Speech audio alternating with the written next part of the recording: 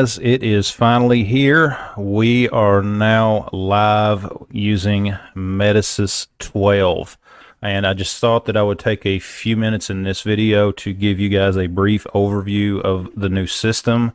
Now just remember, basically when you get Metasys, when you get MUI especially, it is a blank slate and you have to build it to fit what works for you.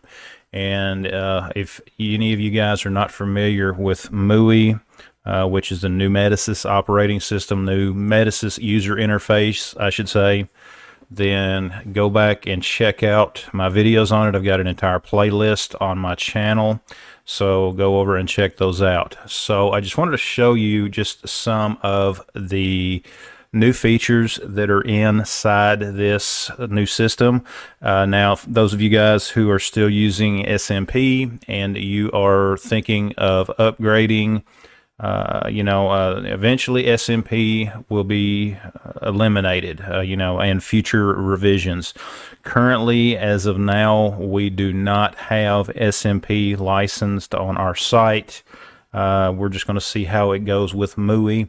We've invested a lot of time and effort into getting this set up. But anyways, guys, the first thing that I want to talk about is for you guys who are thinking about MUI versus SMP. And if you are currently using MUI, any version prior to 12, then you do not have these tabs here. You basically have just a spaces and networks tab.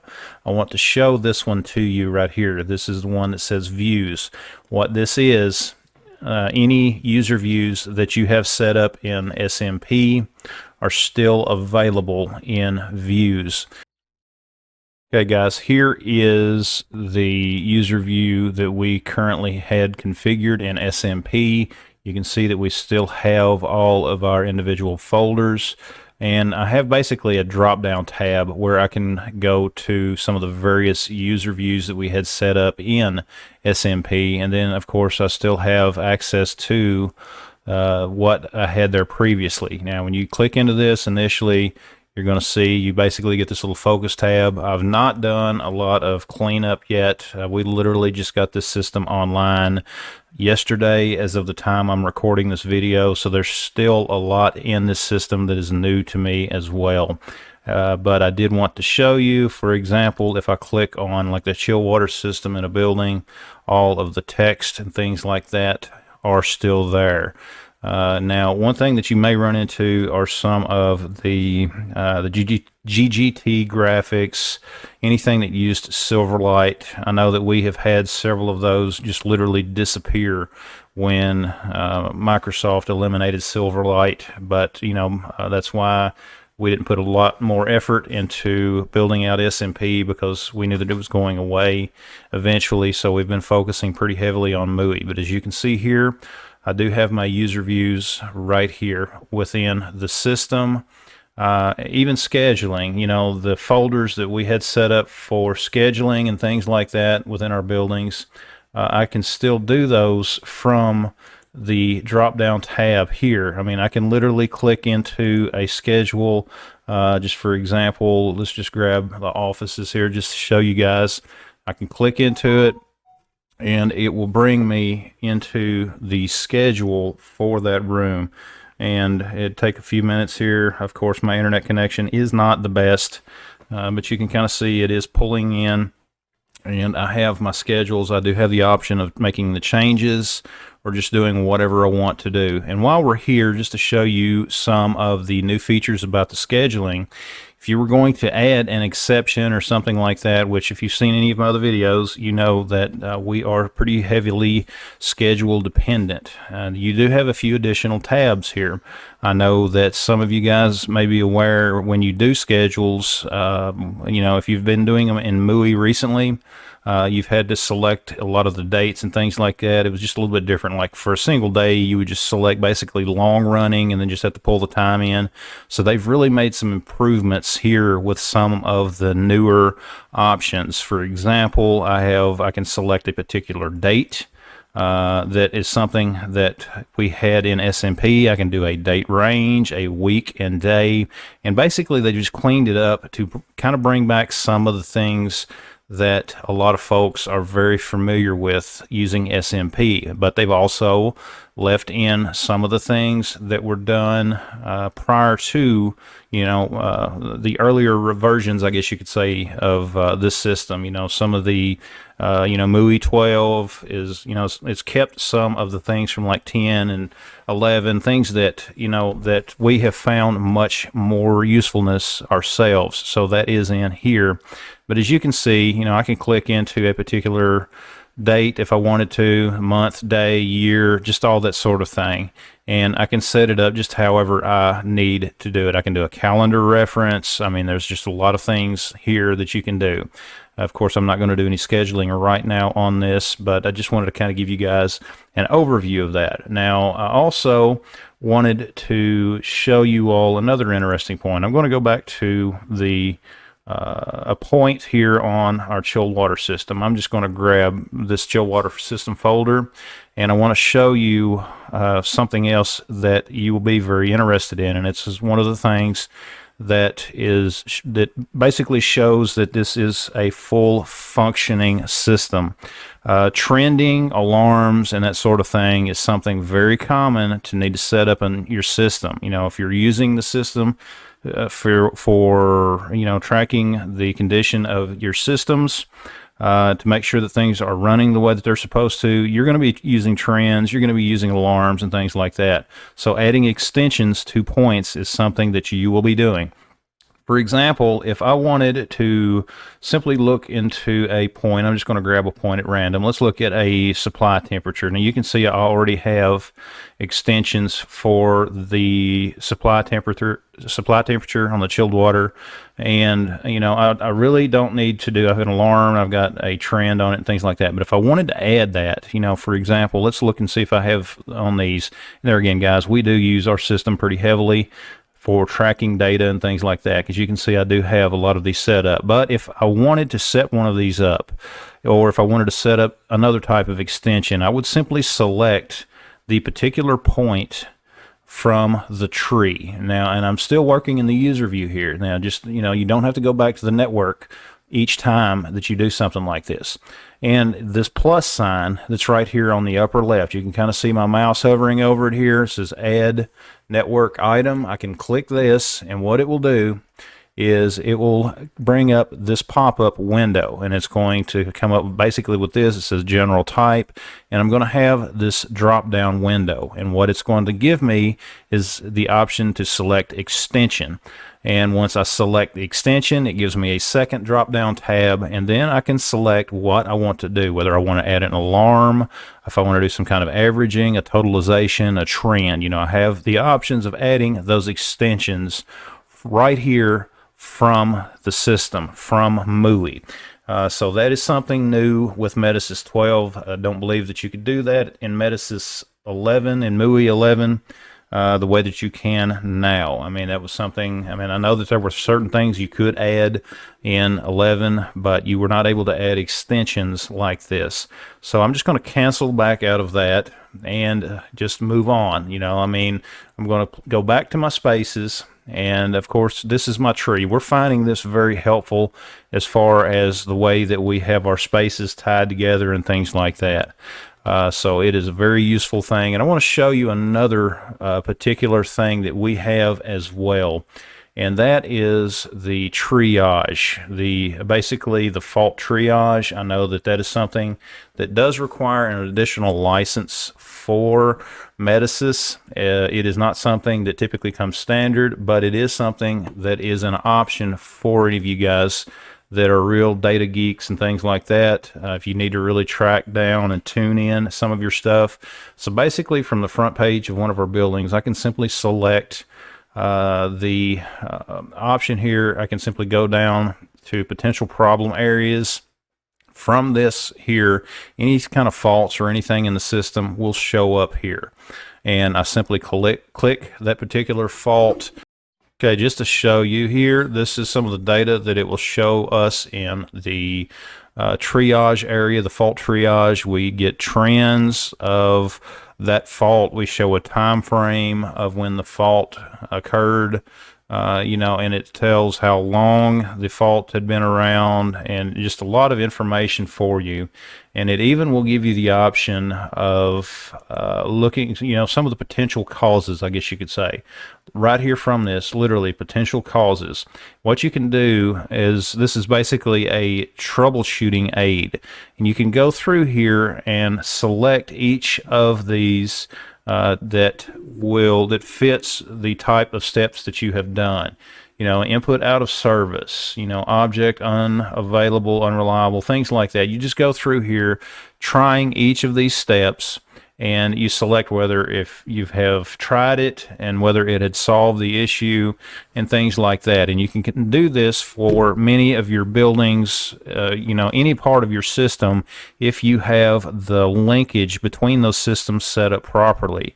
Back in the equipment definitions, and I know I'm getting a little bit deeper here, but if you take the time to set up the links in your equipment definitions and things like that properly, that's where this can come in very useful.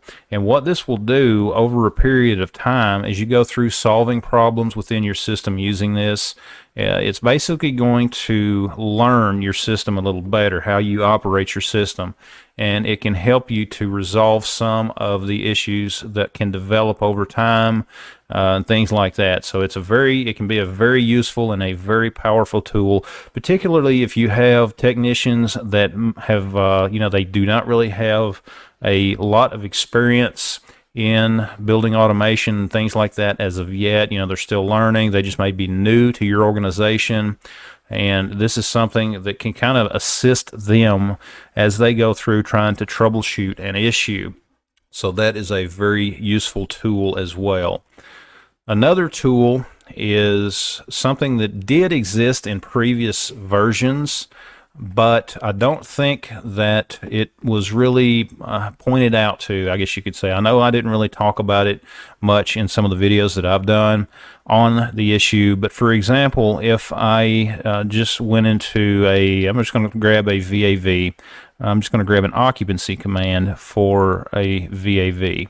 Here is that particular point that I clicked, and it's brought me into the network tree for that point. And what I have the option of doing now, if I'm trying to troubleshoot what might be controlling a particular point, in this case an occupancy command, and you can do this from the network tree as well, just depending on where you are in your system at the time.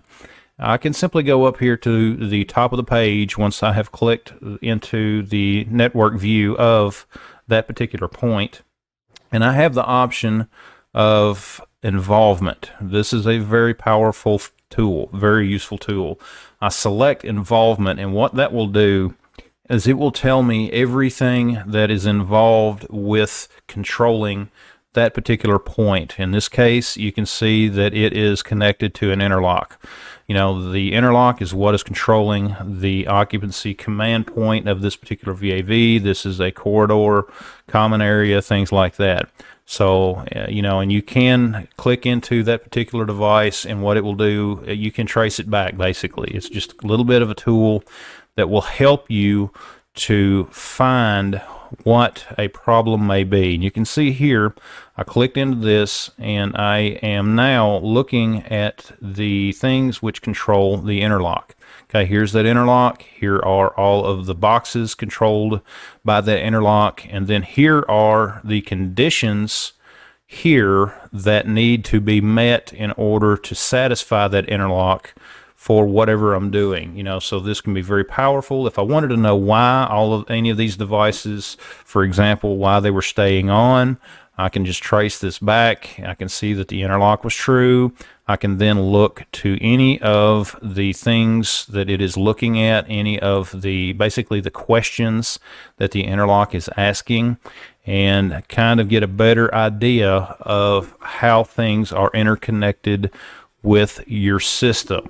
While we are in the network tree, there's another thing that I wanted to take a few minutes to talk about as well, and that is LCT. And this is something completely new within MUI 12, within Metasys 12. And I'm going to dig down to a particular device and show you guys just a little bit more about how that can work for you. If I can just find the device that I'm looking for, guys, just bear with me just a few moments as I poke around in the system. We have quite a large system, so it takes a minute at times for me to remember exactly where everything is. So I'm going to just show you a little bit of the LCT that we have in our system and show you what it looks like in the MUI, inside MUI. This is a pretty elaborate LCT scheme that we have here. And I just noticed your screen for a second. You're going to see it change. Now, as the screen loads, it basically will clean this up a little bit for you. You can kind of see some of the lines and things like that it currently shows, but it will eventually straighten these up to where it looks a little more presentable. See, here we go, just right here. And you can see here, we now have the option within MUI to view LCT. That's something that did not exist prior to 12. And not only do we have the option to view LCT, we have the ability to edit as well. You can see here I've clicked into the LCT and I have all of my tools. I have my input references. I have all of the things that I needed before. Math, if you're doing some kind of a calculation, Boolean, statistical, controls, just everything is right here and can be edited directly within MUI. That's a powerful feature that they now have added to MUI to build this system out and to make it that much more powerful. And it is becoming very useful. Like I say, we use a lot of the reporting features to save ourselves a lot of time on a lot of the things that we do. And there is a lot that can be done within the system. I do hope that in the future, possibly future revisions and things like that, some of the things that I really think would be beneficial is having the drawings for your system, which we have done that in our system. We found a way to be able to do that, but having an uploader basically to where if I needed to look at a drawing to get some information off of it, that I would be able to do that. Currently, we do have that ability within our system. We figured out how to make it work, and I can literally click into the system. We had room in our server, and we have the ability to view drawings and things like that, which I've talked about that before in other videos. I've even got an article about it on my website for any of you guys that want to go check that out, because there again, the slow connection that I'm currently at is probably going to take a bit to load these drawings because it is a rather large file. Let's see if I can get the smaller one and see if it does it a little bit faster. Let's see here, it advanced, continue, and here we go. And I have my control drawings right here within the system. I can get all of the information, the sequence of operation, the points, everything, the wiring details. It's all here at the touch of my fingers directly from the system. So no digging through books, no digging through manual literature and things like that. So that is a possibility as well.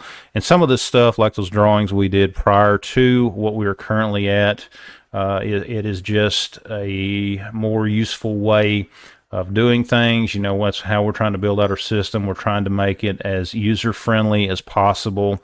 I've even gone as far in a few places to taking the sequence of operation and things like that and literally tying it right onto the graphic. Let's see here.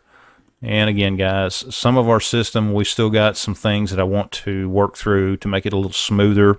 So just bear with me on that.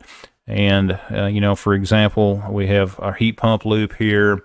Let me go back to what I wanted to show you guys. I do have on a few of these systems, I have begun putting literally the sequence of operations directly on the graphics. And of course what you're seeing me here is having to click into a different page, and that's just because I don't have the dashboard set up properly the way that I have it intended to be. You can see here directly on these graphics I have taken the sequence of operations and just dropped it straight from the drawings into here. That way if anyone has a question about how the system is supposed to work, they can simply read through here and get a better idea of how the system is supposed to work, and that way it can kind of aid in troubleshooting. But that is, again, something that is in some of the previous versions of MUI, but you know, a lot of these features it would really be nice to be able to add things, files and things like that, like the drawings, with an on-site straight from MUI uploader, which is something that currently does not exist within the system. But maybe perhaps in the future it may be something that they would decide to add. But guys, this is just a brief overview that I wanted to do, just to kind of show you the system, to show you some of the new features within MUI. There's a lot of things in here that I have not had my hands on yet, so I do know that there will be things that I will be doing in the future to talk a little bit more about the new system, how we're using it, and that sort of thing. And that way kind of give you guys an idea of some of the things that you may decide to do, the way that you may set your system up. And again, guys, the more that you can invest into your system to make it work for you, to make it answer the questions that you want it to answer, the better off you will be. It will be a huge benefit for you. It will be a huge benefit for anyone that works with you. Just to be able to make everybody's lives a little bit easier trying to solve issues that develop within these systems. And anyways, guys, this is just a little bit longer video than I intended to do, but I just wanted to show you some of the features of the new system. I'd like to know your thoughts down in the comments below. That way, just to get your thoughts on this as well, you know, if you guys are considering using MUI, particularly with technology changes and things like that, what your thoughts are on it. It's a very powerful system once you get started with it. A lot of the things that are a struggle at first will quickly become second nature, and you will be able to build out your system much easier. But guys, go back and check out those playlists on it if you have any questions. I'm going to be adding to those, and you know, just to try to answer some of your all's questions as well. But guys, thanks for watching. Check out all of the videos on my channel. Be sure to subscribe. Check out all the links down in the description, and we will see you next time.